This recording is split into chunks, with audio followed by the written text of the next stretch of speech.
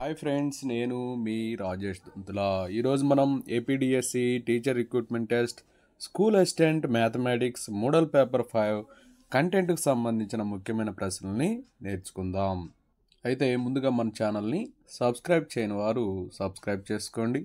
అలాగే నా వీడియోస్ని లైక్ చేసి ఎక్కువ మందికి రీచ్ అయ్యేలా మీ సహాయాన్ని అందించండి.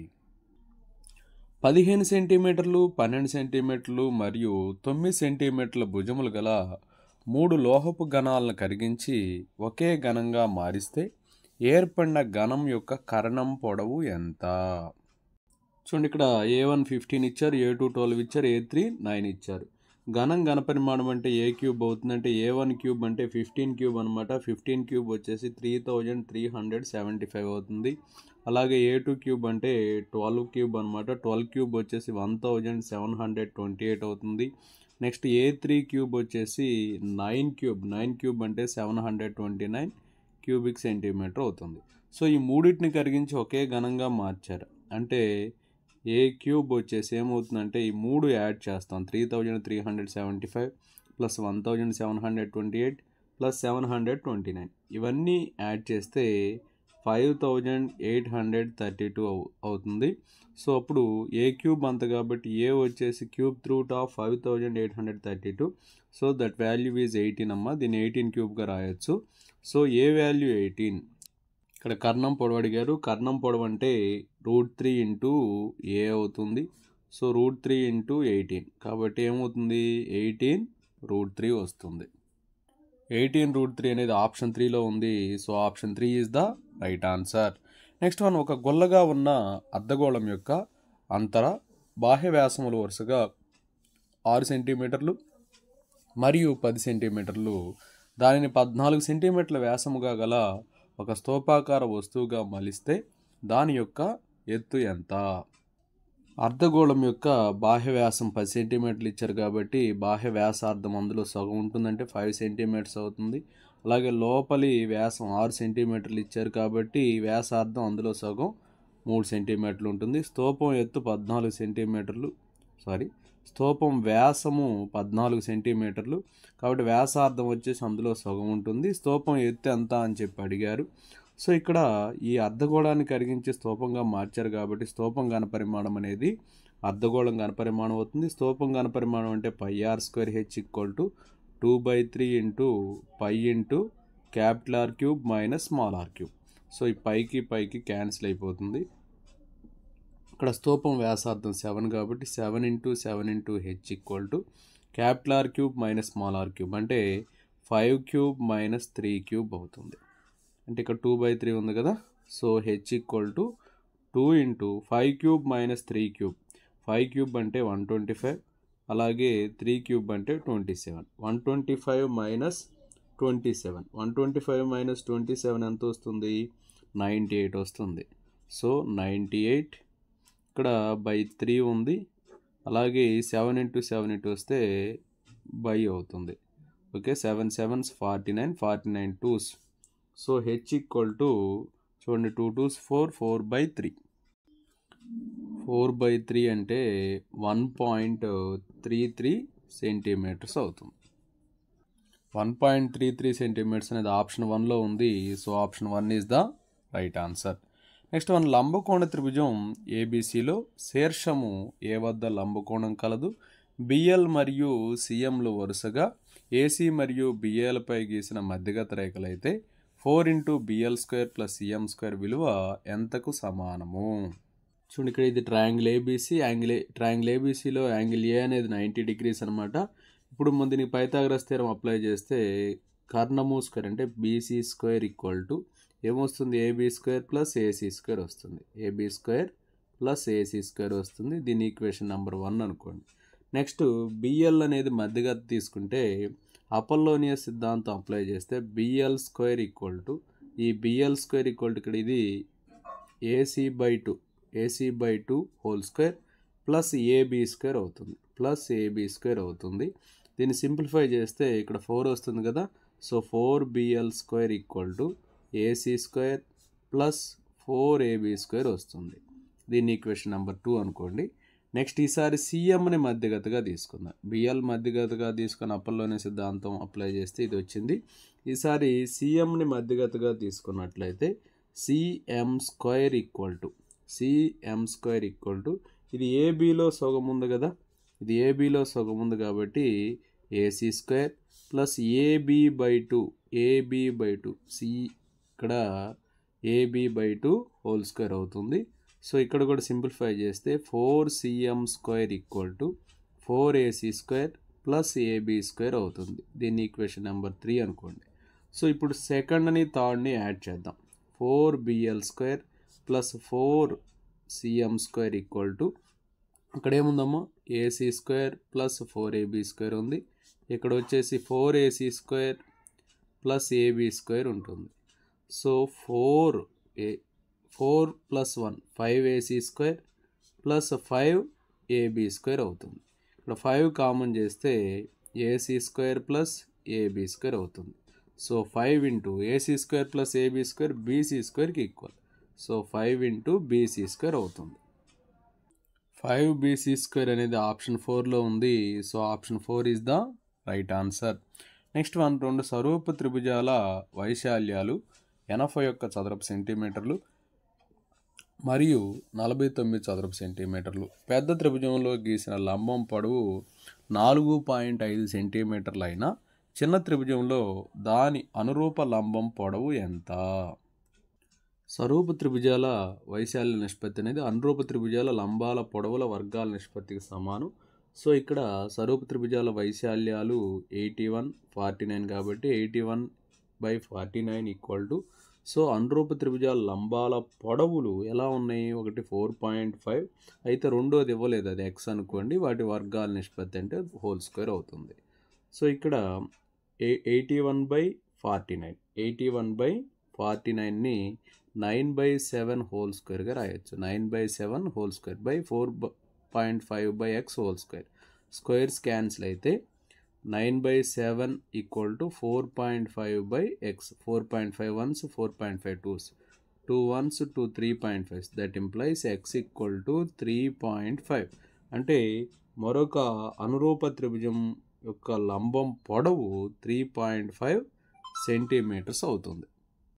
3.5 సెంటీమీటర్స్ అనేది ఆప్షన్ 3లో ఉంది. So option 3 is the right answer.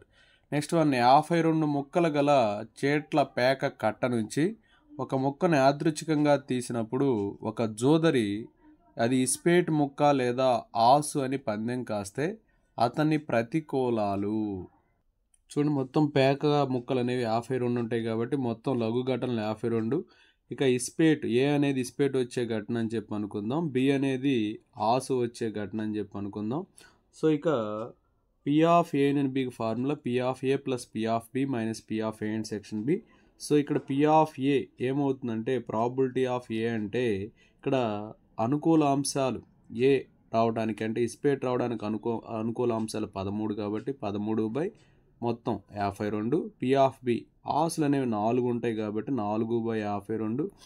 2 ఆస్ మరియు ఇస్పేట్ అవ్వడానికి ఛాన్స్ ఉన్నది ఒకే ఒక్కటి ఉంటుంది కాబట్టి 1/52. So P of A and B ఇప్పుడు మొత్తం ఎల్సిఎం చేస్తే 52, 13 + 4 17, 17 - 1 16 అవుతుంది.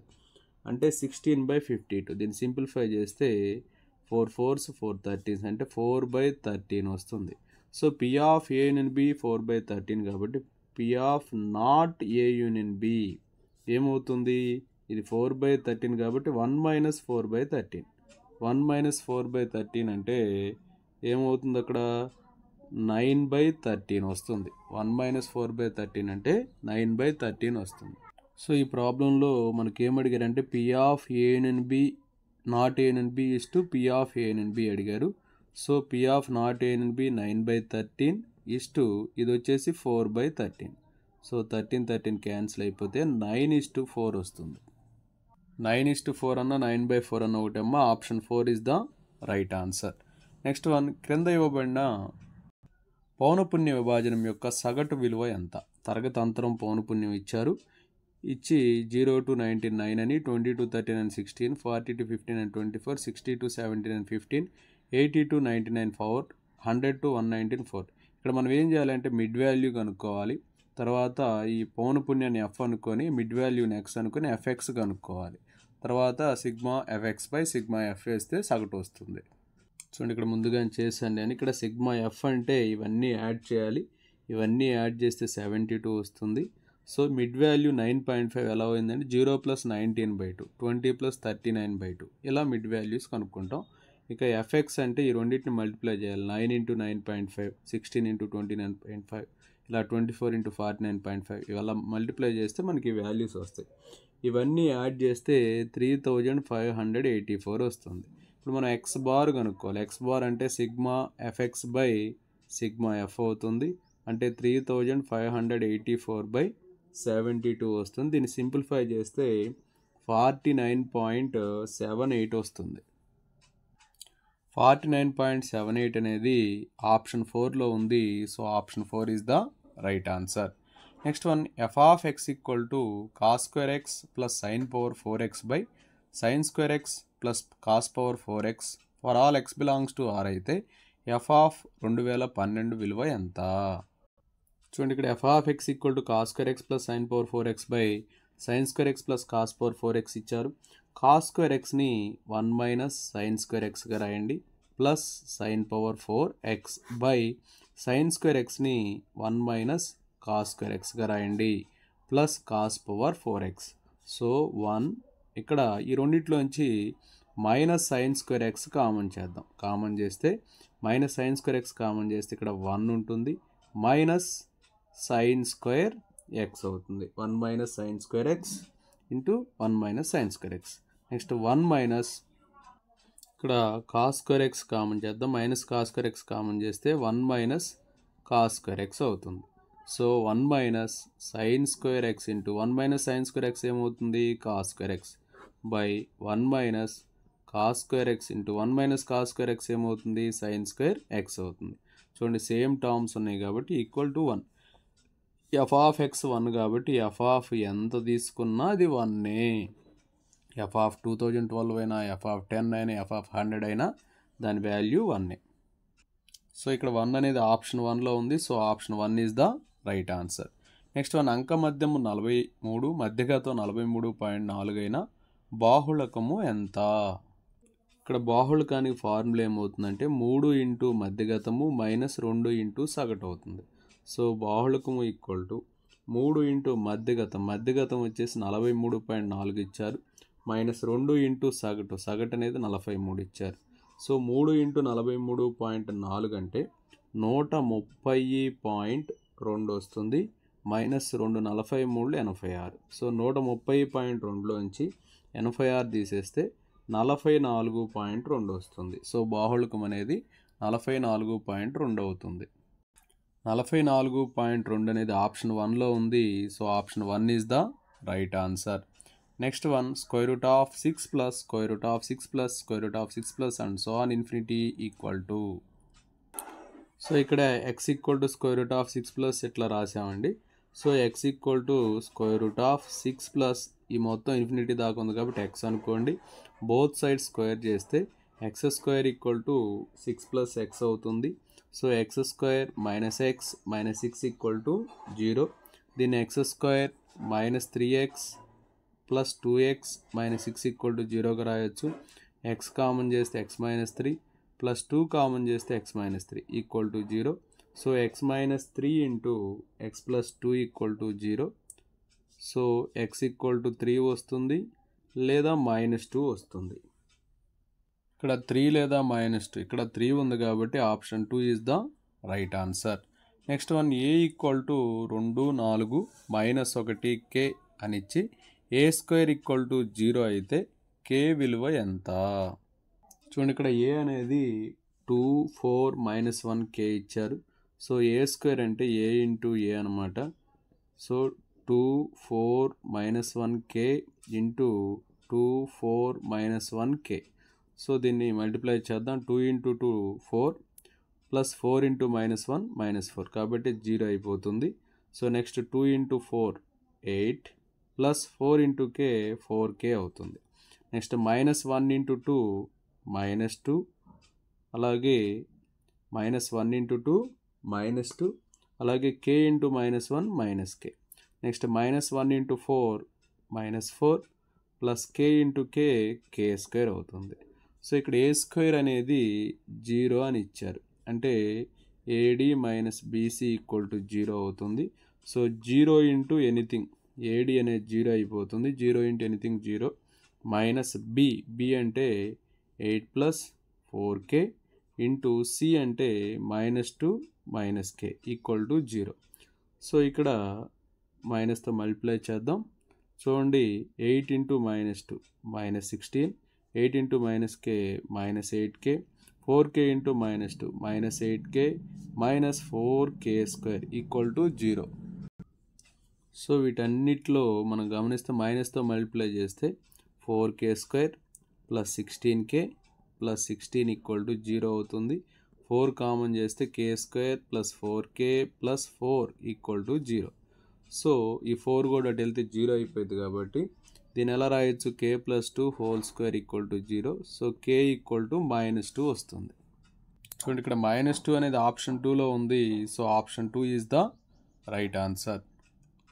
నెక్స్ట్ వన్, 3, -2, 1 బిందువు గుండా పోతూ 4, 7, -4 సదిశకు లంబంగా ఉండే తలం సమీకరణము. ఇక్కడ దత్త బిందువులు వచ్చేసి A3 -2, 1 అని ఇచ్చారు, B4 7 -4 ఇచ్చారు. తలంలో ఏదైనా బిందువు P అనుకుంటే R వచ్చేసి xi plus yj plus zk అవుతుంది. సో ఇక్కడ ఏ బిందువుని మనం సదిశ రూపంలోకి రాద్దాం. అలా రాస్తే A ఈక్వల్ టు ఏమైందంటే 3 ఉంది కాబట్టి 3i, నెక్స్ట్ -2j, 2 ఉంది కాబట్టి -2 ఉంది కాబట్టి -2j ప్లస్ 1 ఉంది కాబట్టి 1k అవుతుంది.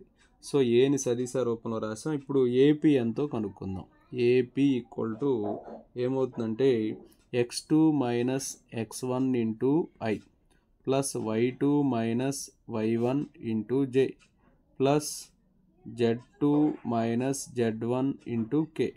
So x2 minus x1 into i, x2 minus x1 into i కాబట్టి x minus 3 into i plus y minus into minus plus y plus 2 into j plus z2 minus z1.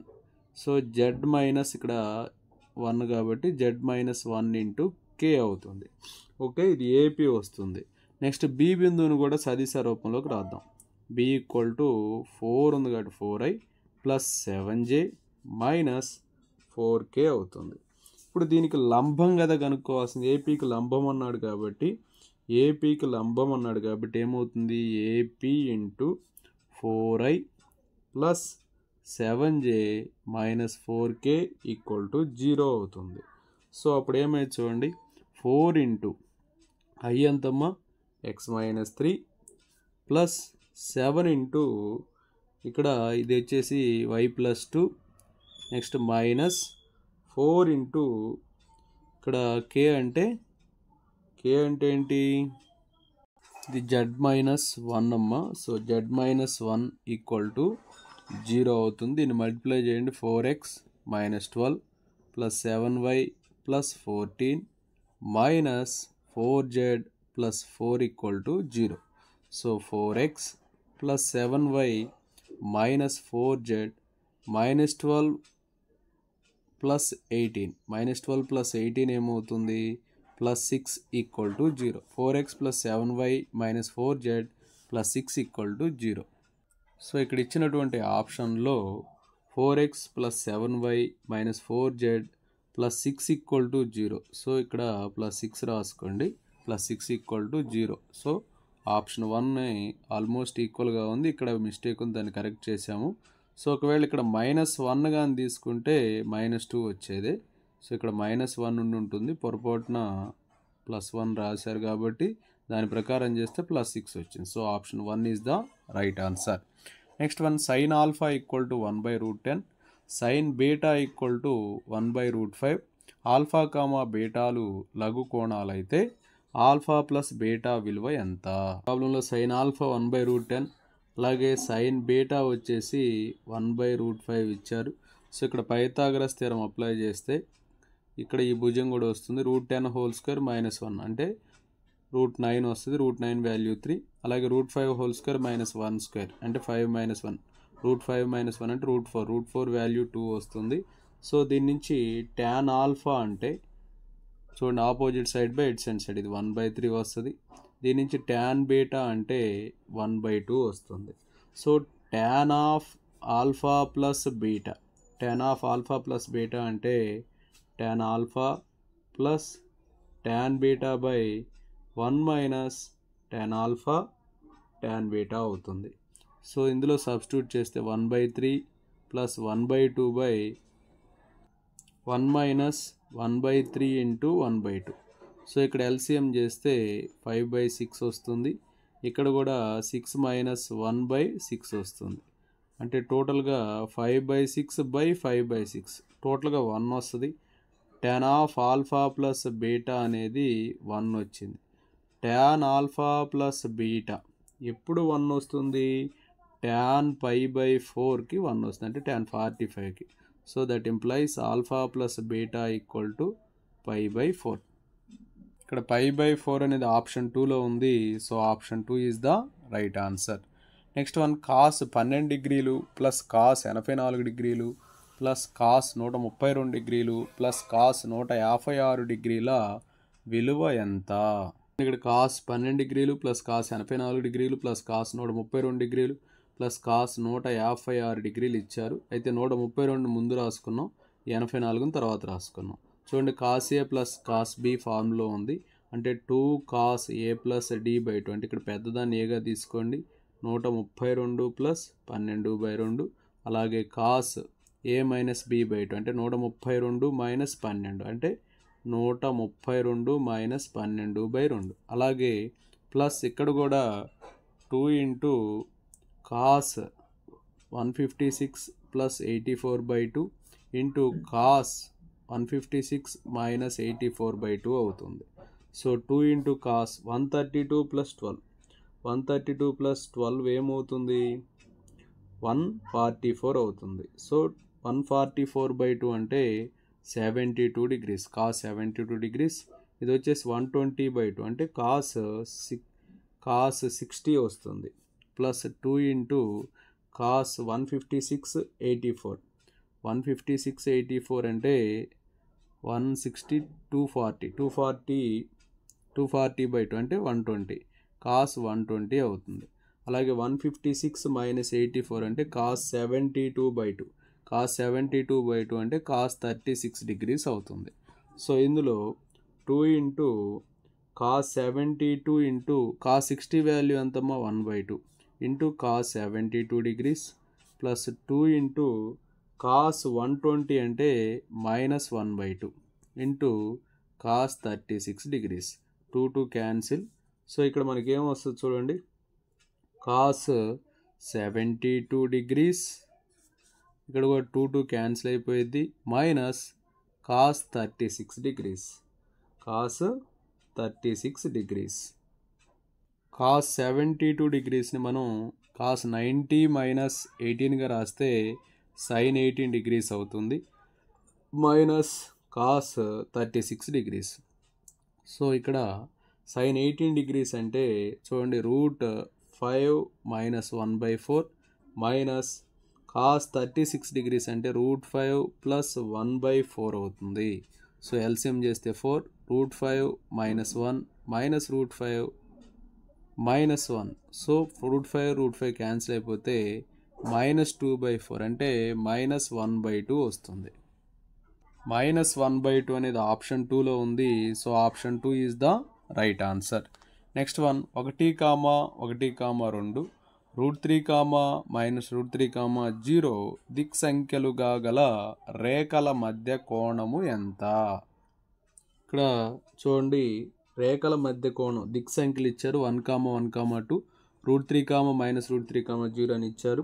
ఇప్పుడు cos థీటాకి formula ఏమవుతుందంటే రేఖల మధ్య కోణం cos theta formula modulus of a1 plus b1 plus c1 by square root of a² plus b² plus c² into square root of a1² plus b1² plus c1² అవుతుంది.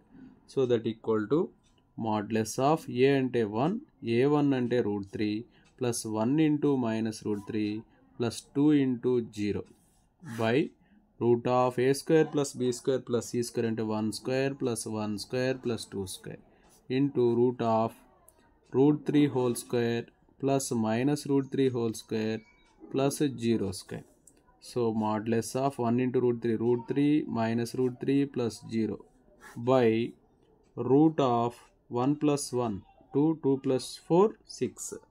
So చూడండి ఏమొస్తుంది ఇక్కడ root of 1 square అంటే 1 square అంటే 1 2 square అంటే 4 అంటే √6 వస్తుంది. అలాగే ఇంటూ ఇది వచ్చేసి √3 హోల్ స్క్వేర్ అంటే 3 మైనస్ √3 హోల్ స్క్వేర్ అంటే 3. సో ఇది కూడా 6 వస్తుంది. సో మాడ్యులస్ ఆఫ్ √3 మైనస్ √3 అంటే 0. మాడ్యులస్ 0 అంటే 0. 0/6 అంటే 0 వస్తుంది. సో కాస్ థీటా అనేది 0 ఎప్పుడు అవుతుంది? కాస్ థీటా వచ్చేసి కాస్ π/2 అంటే కాస్ 90కి 0 అంటే థీటా వాల్యూ వచ్చేసి π/2 వస్తుంది. π/2 అనేది ఆప్షన్ 1లో ఉంది. So option 1 is the right answer. Next one x tan square 120 degrees plus 4 cos square 150 degrees equal to 9 అయినా x విలువ x tan స్క్వేర్ 120 డిగ్రీలు plus 4 cos square 150 degrees equal to 9 అని చెప్పి ఇచ్చారు. సో దీన్ని ఎలా రాస్తాం చూడండి. x ఇంటూ tan స్క్వేర్ 120 అంటే 90 ప్లస్ 30గా రాస్తాం plus 4 into cos square 90 plus 60గా రాస్తాం ఈక్వల్ టు 9. సో చూడండి x into tan square 90 plus 30 ఏమైంది? cot స్క్వేర్ 30 అవుతుంది plus 4 into cos square 90 plus 60 sin square 60 అవుతుంది ఈక్వల్ టు 9. సో చూడండి ఇక్కడ cot 30 అంటే √3 కాబట్టి √3 హోల్ స్క్వేర్ అవుతుంది ప్లస్ 4 ఇంటూ sin 60 అంటే √3/2 కాబట్టి √3/2 whole square equal to 9. So ఇక్కడ 3x plus 4 into 3/4 equal to 9. Next 3x equal to 9 minus 3 3x equal to 6 x equal to 6/3 అంటే x వాల్యూ 2 వస్తుందన్నమాట. ఇక్కడ x వాల్యూ 2 అనేది ఆప్షన్ 2లో ఉంది. So option 2 is the right answer. Next one triangle ABC similar to triangle PQR. Angle A 50 degrees అయితే angle Q plus angle R అన్నాడు. Angle A 50 అంటే angle P కూడా 50 అంటే ఇక్కడ ట్రయాంగిల్ పీక్యూఆర్లో యాంగిల్ పి 50 అయినప్పుడు angle Q plus angle R అనేది 130 degrees అవుతుంది. So option 1 is the right answer. Next రెండు స్వరూప త్రిభుజముల అనురూప భుజాల నిష్పత్తి 4:9 అయితే వాటి వైశాల్యాల నిష్పత్తి. ఇక్కడ వైశాల్యాల నిష్పత్తి అనేది అనురూప భుజాల వర్గాల నిష్పత్తికి సమానం. సో 4:9 కాబట్టి 4 స్క్వేర్ అంటే 16 9 స్క్వేర్ అంటే 18. సో 16:81 వస్తుంది. So option 4 is the right answer. Next ఒక వృత్త వ్యాసార్థాలు capital R equal to 5 small R equal to 3 వాటి కేంద్రాల మధ్య దూరం 6 అయితే ఆ వృత్తాలకు గీయగలిగిన ఉమ్మడి స్పర్శరేఖల సంఖ్య.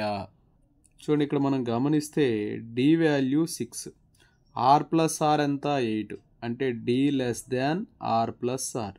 D less than R plus R కాబట్టి ఇవి ఖండిత వృత్తాలు కాబట్టి మనం ఎన్ని గీయొచ్చు? 2 గీయొచ్చు. So option 2 is the right answer. Next ఏ బిందువు 3x plus 4y less than R equal to 11 రేఖను సంతృప్తి పరుస్తుంది అన్నాడు. ఇక్కడ -1,4 తీసుకున్నాం అనుకోండి. -1,4 తీసుకుంటే 3 ఇంటూ -1 -3 4 4 16 16 - 3 5 16 - 3 ఏమొస్తుంది 13 13 అనేది 11 కంటే పెద్దది కాబట్టి ఇది ఫాల్స్ అయ్యింది. నెక్స్ట్ 3 3s 9 4 4 16 ఇది ఇంకా పెద్దది, ఇది ఫాల్స్ అవుతుంది. 1,6 తీసుకోండి 3 + 4 6s 24 27 ఇది కూడా ఫాల్స్ అవుతుంది. సో 1,2 తీసుకుంటే 3 1s 3 4 2s 8 8 + 3 11 11 ఈక్వల్ టు 11 కాబట్టి option 4 is the right answer.